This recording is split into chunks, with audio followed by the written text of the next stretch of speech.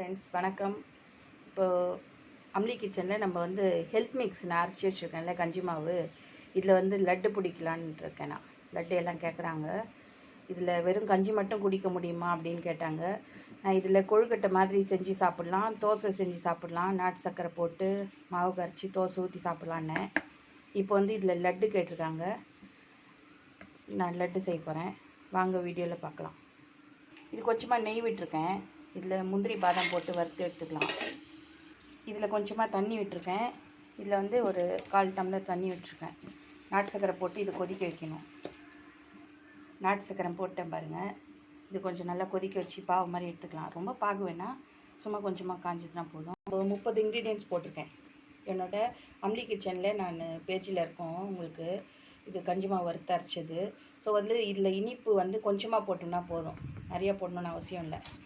கொஞ்சமாக போட்டு செய்ய போகிறோம்.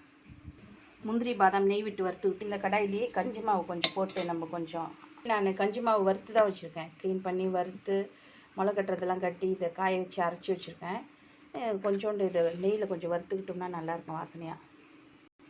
பாருங்கள், இதில் வந்து நான் வந்து சுக்கு ஏலக்காயெலாம் போட்டு தான் அரைச்சி வச்சுருக்கேன்.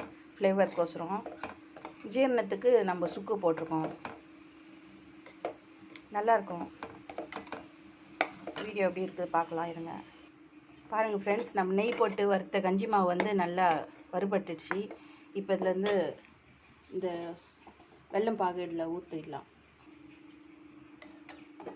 பாகு ஊற்றி கலரிட்டோம்.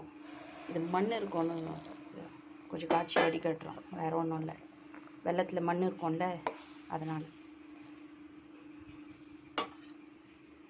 இதில் வறுத்து வச்சு முந்திரி பாதாம் போட்டுடலாம். போட்டு இப்போது கலரி பிசைஞ்சிடணும். நம்ம இதில் நாட்டு சர்க்கரை கொதிக்க வச்சு ஊற்றணும்ல ஃப்ரெண்ட்ஸ், இதில் கொஞ்சம் நம்ம ஹனி கூட போட்டு பிசையலாம். நல்லாயிருக்கும், குழந்தைங்க சாப்பிட்றதுக்கு நல்லாயிருக்கும் டேஸ்ட்டாக. ஃப்ரெண்ட்ஸ், நம்மளோட லட்டு ரெடி. ஹெல்த் மிக்ஸில் நான் அந்த கஞ்சி மாவில் வந்து நான் லட்டு ரெடி பண்ணியிருக்கேன். குழந்தைங்க பெரியவங்க எல்லாம் சாப்பிட்லாம்.